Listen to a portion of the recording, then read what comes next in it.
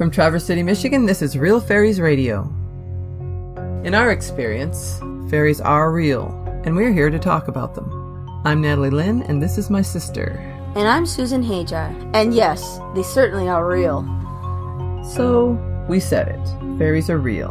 To some of you, this is old news, especially those who are familiar with our website, realfairies.net. To others, this may be a bit out there, but we're hoping you'll keep an open mind as we take you on this journey.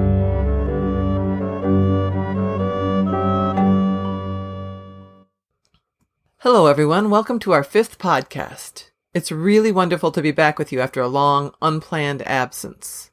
As you may have noticed, this podcast is 2 months overdue, and unfortunately, there was a very good reason for that. In early November, my sister Susan, who is a big part of this podcast and is the channel for Mr. E and many others from the fairy realm, suffered a broken humerus bone after a freak fall. Although this is not normally a serious injury, complications from this injury led to surgery in mid-December. For that reason, Susan, who is still recovering, is unable to be here today, but she hopes to be back with us very soon. In the meantime, we took stock of our situation and realized we had enough unpublished recorded information available from our many years of talking with Mr. E and others to easily create our next podcast. What you're about to hear is a thoughtful combination of archived conversations, recent interviews, and some classic clips from Mr. E. If you have just happened upon this podcast and don't know who Mr. E is, or who we are for that matter, I urge you to listen to our first podcast entitled How It All Began. There, we explain our connection to Mr. E and the fairy realm and why he is here talking with us. That podcast and much more information can be found on our website, realfairies.net. I think we have a very interesting podcast for you today, so let's get started. We begin with the 3rd part of Mr. E's series on communicating with the elves. In this segment, Mr. E talks about removing negative thoughts and reducing the static in your life, so you'll be better able to listen and hear communications from his world. Here's Mr. E. Today I'm going to talk about energy. Not just energy, but energy thoughts, because that's basically what it is. There are negative thoughts and positive thoughts. Alright, let's talk about those two things in particular. Okay. Negative thoughts. They come whirling at you. They come from places like doubt, disbelief, insecurity, or fear. Those are where they come from. In the space that people live in, there could be emotions they've generated. Right. Energies they've created. And stuff that somebody else has created that you're sensitive to, that you're not even aware of. The thing is to be aware. And how does that happen? Well, you have to quiet your mind and get to your center.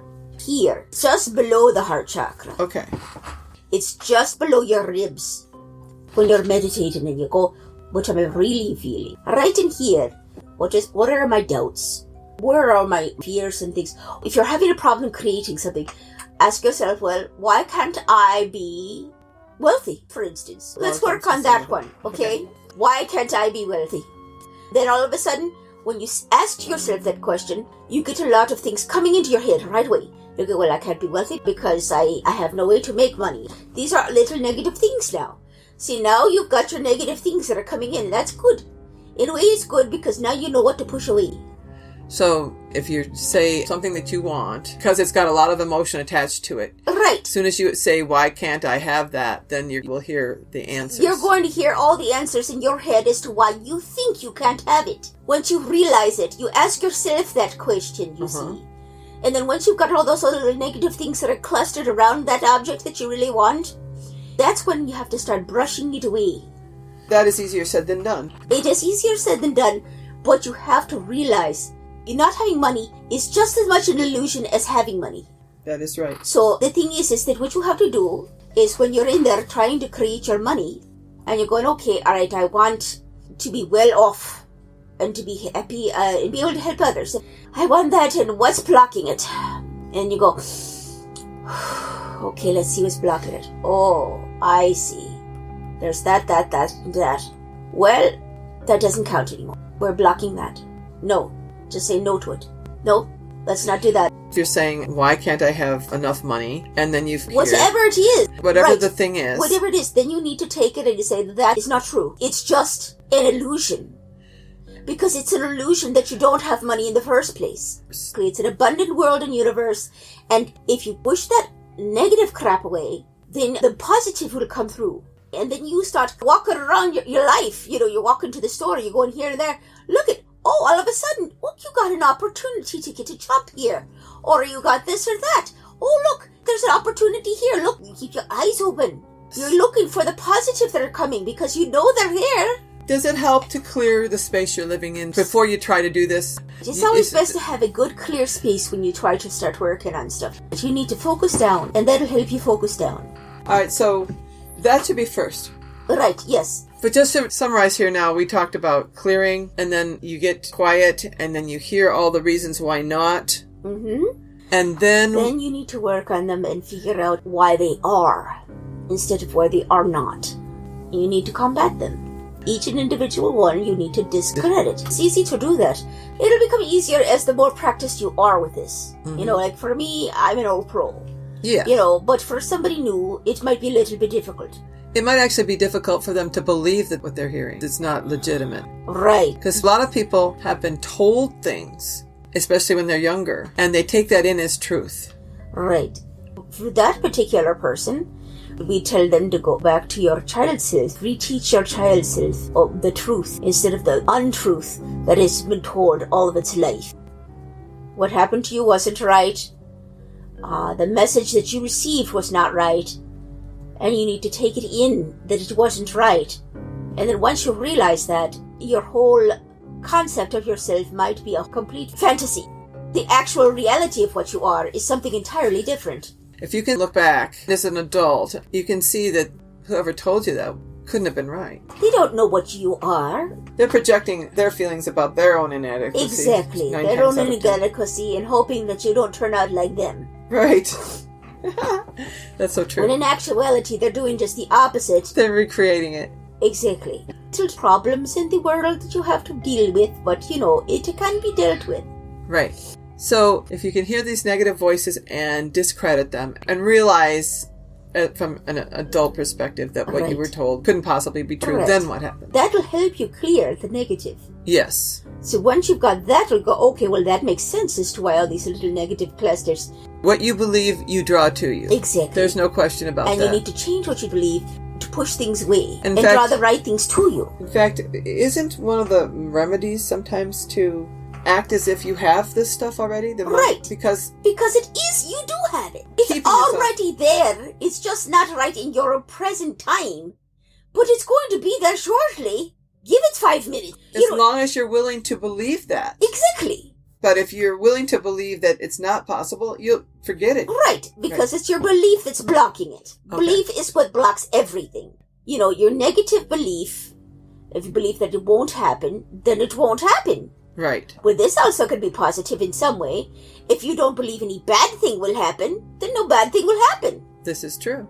So how does this help people communicate with elves, which is what the whole point of this series is? Well, to communicate with elves, we want you to block those negative energies, see? And negative thoughts like, I can't talk to elves, or we're unattainable, or that we don't exist, or any of those crazy things that people think we don't exist. My goodness. By learning to listen to these negative voices and purging them, basically, getting rid of them. Purging the negative. Accepting the positive. Exactly. Your energy becomes lighter, and then you'll be able to hear the elves a lot easier. So this is one of the first steps one should take. Yes. And after you get that far, I'll tell you part 2, actually hearing what you're hearing in your head is the next step. Uh-huh. So if before you can hear anything, you have to get rid of the static. Right, you have to get rid of all the crap in your world that's making your world dark and heavy. Uh-huh. And also, you can't hear anything else if you're hearing all that negative self-talk. Right, exactly. All the time. If you remove this negative self-talk from your life, your life will be much better. You can create and do anything in this world.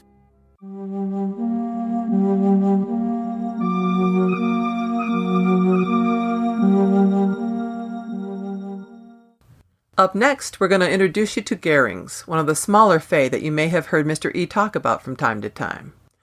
Gherrings are a very interesting combination of pixie and mer. They're small, pixie and brownie-sized water creatures with a mermaid-type tail, yet they also have the ability to fly.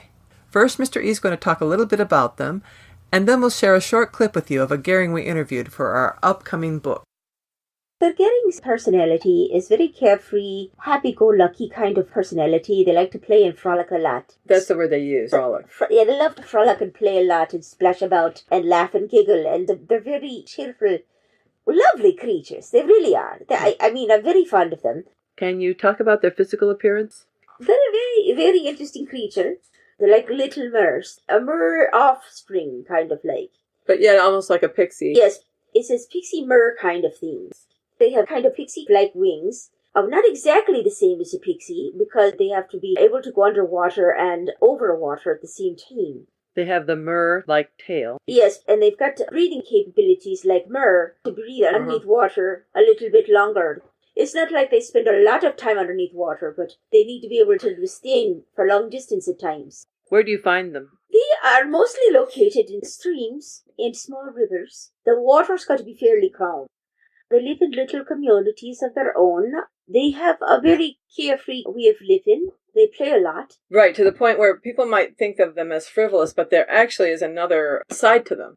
Oh, yes. You've mentioned before that they often help gather information on possible enemy activity. When you have an enemy who might see Gherring, they wouldn't think that they were part of the network, because they don't look like they're serious enough to be part of that kind of a network. Which makes them doubly effective. Exactly, because as soon as they hear something, they'll go swim off until somebody nails down the stream and till the information gets to the right ears.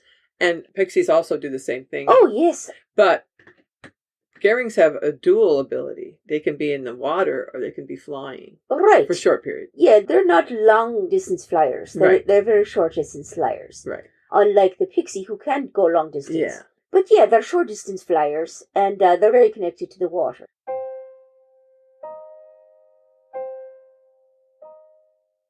In this next clip, a Gherring named Gifforn bravely endures the anxiety of coming face-to-face with our family cat, Artemis. In an accent similar to Mr. E, which seems to happen from time to time, we aren't sure why, he briefly tells us about his people and his philosophy of life. Are you okay? Is it kind of weird for you being in a human body? Mm-hmm. Let me remove the cat for you. So who are you? Can I get you? That's a little better. Can I get your name? Gifforn. Gifforn. Gifforn. Are you a male or a female? I'm male. Okay. I'm just sitting on top of her head. You are? I'm on top of her head doing this, and that's way I'm connecting. Okay, I see. That's interesting. And I'm just trying to tell you. What do you want to? Do you have anything you want to say in particular? Well, what I'd like to talk about our relationship. The cat is really going to kill you. No, it's not. You got to be careful of those cats. You got to swim away from them. They are very dangerous. They have these spikes at the end of their fingers. I will definitely keep that in mind. First, I want to thank you for coming and talking with me. Oh, I'm excited about the book you're talking about. Good. We're all excited. We talk about it all the time. We have nothing else to talk about. What's it like to be you? And what do you do all day? Frolic. You play? We play a lot. Uh-huh.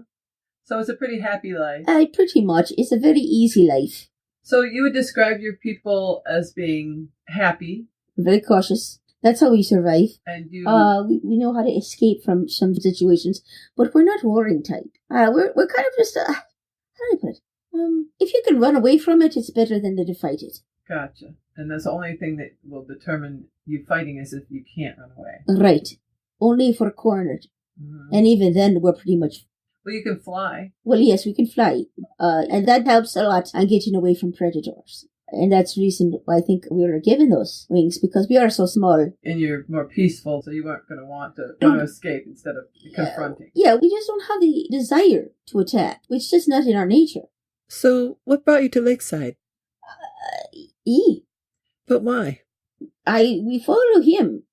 You followed E because... I felt it was important that the humans knew about us. I mean, I just felt that it was important. It is important. To make sure that their lakes and streams stay clean. What would you like to say to humanity about that? That your lakes and streams are homes to people like us, and we are people too. Yes, you are a different creature, but even though that we are small, does not mean that our intelligence is less. And even still, you have to consider the other animals around you. Those are precious as well. And that to think about the preciousness about all creatures. Mm-hmm. And basically, that's how we live. We try to help if we can.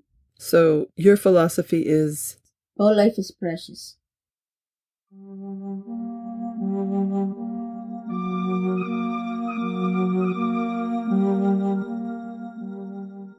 Today I thought it might be fun to talk with Mr. E about what it's like to live in his home in Lakeside.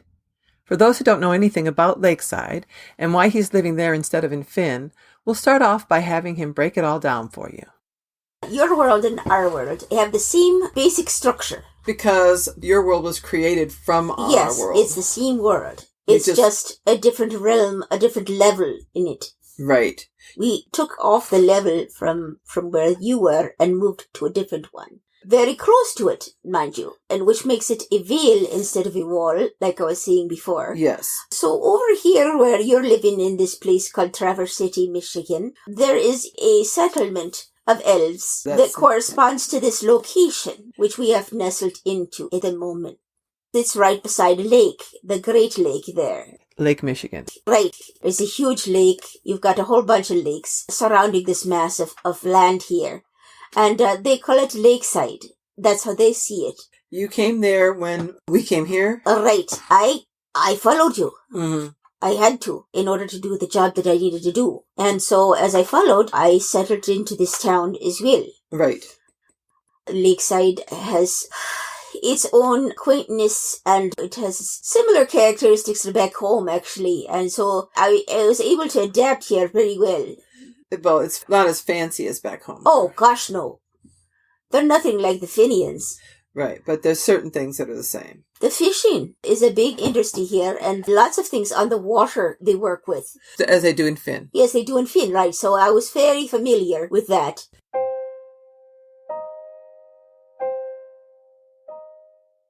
One thing I find fascinating is the community of beings that live within Mr. E's home. With over 50 brownies, a large number of pixies, 20 Gherrings, 4 grundles, and the occasional visiting elves, his home would seem to be a very active place. I recently asked Mr. E what it was like living with so many in his home. Does it get crowded in your house? What you would consider crowded in my world isn't really that crowded. I mean, you have to think about spatial realities. Well, there's a lot of beings living there. There's a lot of beings, but they're not always that big.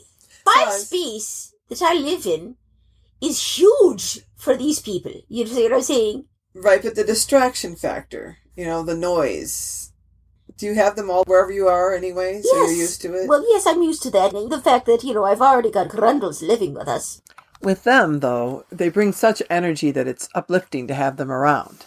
Oh, yes, they're very nice. It's always very nice. You're hearing them singing or joking or laughing or something. Right, and, it's always a happy environment type of thing.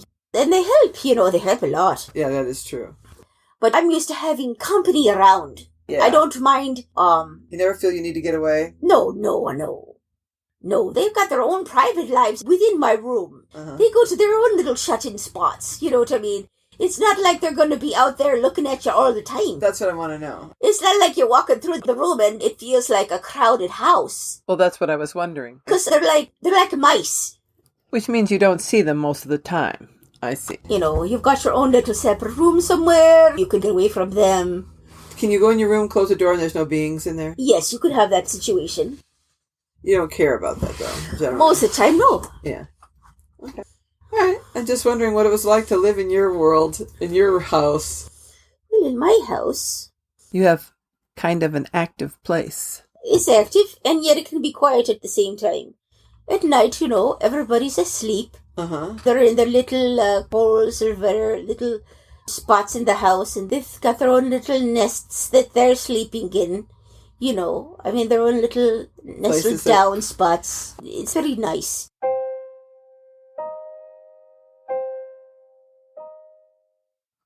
One of the residents of Mr. E's Lakeside home is Namatook the Brownie. You may remember Namatook from a brief clip we shared of him on our 3rd podcast. Although he's one of over 50 brownies in Mr. E's home, he seems to be one of the most memorable. Here is Mr. E talking about his friendship with Namatook. Do you know Namatook? Oh, yes, I do, yes. Well, he's kind of one that stands out. He was elected to be the Yes, representative. he was elected to be the representative, and he's also one of the most energetic brownies I know of. Some of them just like to keep to themselves, doing whatever. But he's very Johnny on the spot kind of guy, you know what I mean? He's like always there. If you need something? There he is again. Oh, there he is. Hi. Is it irritating? No. Okay. It's a pleasure. Oh, okay. It's like, oh, hi. Okay, how you doing? You know, we're talking to you again. Okay, let's converse. And what do you talk about? What kinds of things? well, we talk about what he's found for the day. Yeah, he's very into that. Yes, and to see if there's anything that I could use. He wants to know, would you trade this for that? Do you trade with him? Oh, yeah, the time I do. I trade him food even. What have you traded for? I'm just curious. What else has he given you recently? Well, he's found a good piece of silver for me. And I think, silver's good, you know. Is it like coin? Or? Yeah, coins from somewhere in our realm. He's found that somewhere somebody's dropped it. Yeah, somebody's dropped a silver coin here and there. Uh-huh. And he'll bring it over to me. Hey, look what I got here. What do you want this? You know? And it'll go, oh, yeah, that sounds good to me. What do you want for that? You know, and it goes, well, you know, I've been eyeballing that chicken you got over there. I'm really hungry, you know, and I think that could feed not only me, but the rest of me family, you know, and it's the little things, you know. Yes. But we barter back and forth about little things like that. You know, there are times that I figure out if there's something I can create for ease for him, I'll do it. Because why not? Right. You know, why not? It's a little guy. He's a nice little guy. He's very energetic, very positive, and very concerned. Concerned and helpful. Mm-hmm. You know, I'd say about little Namatuk that. He's a nice young fella.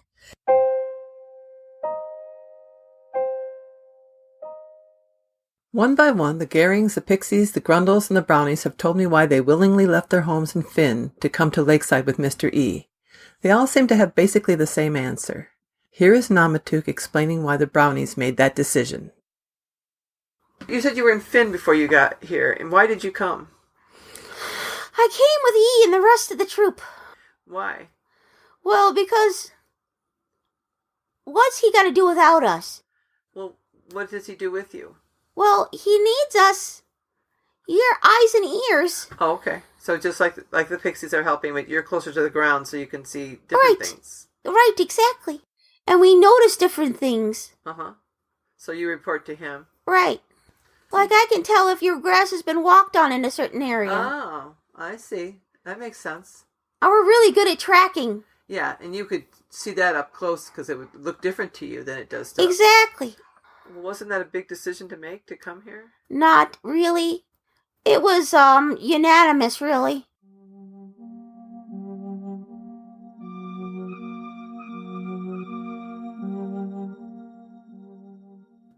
In a modified version of our Ask Mr. E segment, Mr. E will answer a few questions for us. Unfortunately, he will not be able to answer any of your recent audio or written questions until Susan has fully recovered. We are, however, hopeful that Susan will be able to return for our next podcast. First up, here's a question from Dina about Dryads and magic wands. I've heard for wands to only harvest what is fallen, but I've also heard that when taking one, that some Dryads still reside in the branch. If it's fallen. If it's fallen, no. But the basic energy is still there, but it isn't the Dryad in there. The Dryad is something else. Right. So the Dryad isn't the wood itself. Right. The Dryad resides within the wood. Right, like we do within the body. Right, exactly. But yes, it has residual energies of the Dryad, but it doesn't have the Dryad itself. It also It's not like you can go and talk to the little Dryad in a piece of wood. Right. And she was just concerned about how you properly take care of something if it has that kind of energy in it. Well, you need to take care of it as you're holding it. You know, you have to realize the wood itself and a different type of tree, you know, has got a whole different properties.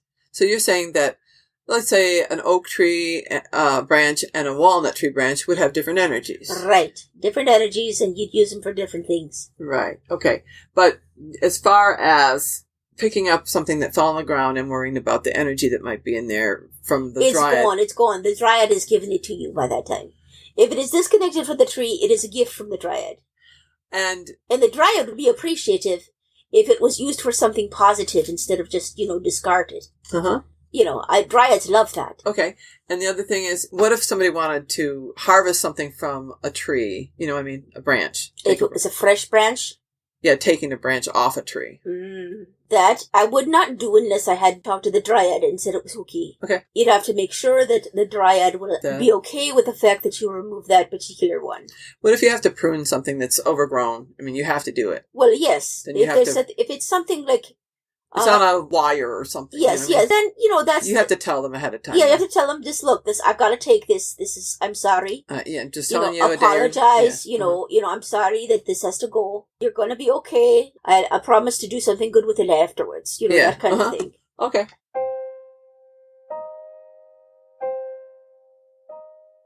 Up next, Mr. E has often talked about how lethargic elves get in the wintertime. While this is not exactly a question, it is a comment about just how difficult the winter doldrums can be for this particular elf. Low energy day. I feel kind of groggy, sloth feeling. I feel like a sloth. I feel like I've got these little things like this, and I just want to go around the tree and hook on and just hang there for hours, not moving at all. Pretty much you're like a sloth. Oh, maybe I'll go into town today. Maybe not.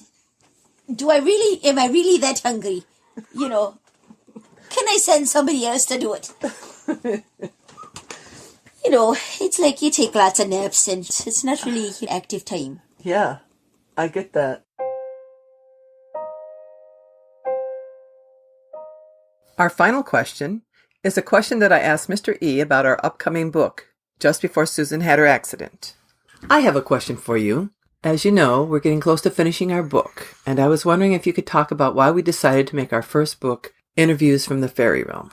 Well, because that's the most asked about questions on real fairies. Everybody wants to know what we're all about. What's over here, what's different from here to there, and other things. And I believe that it could be very useful for humans because I believe each individual creature has their own lifestyle that has its own bits of wisdom, and they could teach people something new and enhance their own life. That concludes our 5th podcast. Thank you for joining us today and for being so supportive during our absence. We hope to be able to answer your questions again in our next podcast. More from Mr. E and other Fairy Realm residents can be found in our upcoming book, Interviews from the Fairy Realm, due out soon. You can sign up to be notified when our book is released at www.realfairies.net/ourbook. Thanks again, everyone. We look forward to seeing you next time.